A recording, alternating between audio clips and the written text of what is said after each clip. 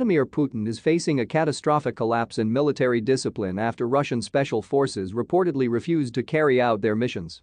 The resistance managed to slow down the Russian advance at many points along the eastern front.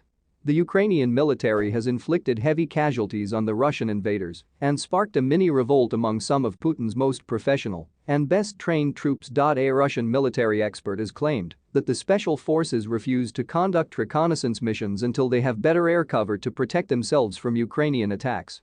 The slow movement of many Russian battalion tactical groups is that certain Spetsnaz units refuse to conduct reconnaissance due to heavy casualties from the strong Ukrainian defenses.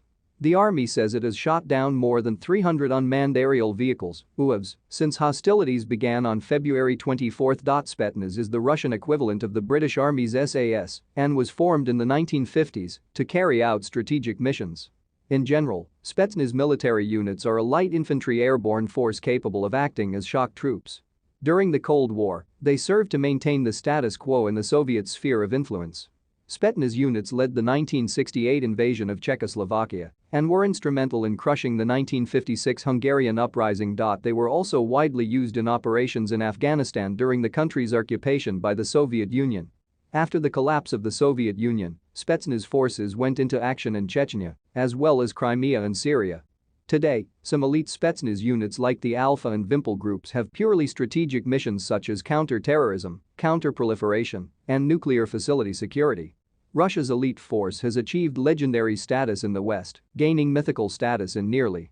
Mark Galeotti, a Russian security expert, said the myths are fueled by tales of covert assassination and mail exploits that fuel the belief that they are soldiers, spies and saboteurs at the same time. Spetsnaz are increasingly at the center of a new Russian style of warfare that prioritizes speed, surprise and deception over massive conventional forces, and their capabilities ensure they will retain their special status well into the future. However, it appears that Spetsnaz forces in Ukraine suffered heavy casualties and some repeated damage.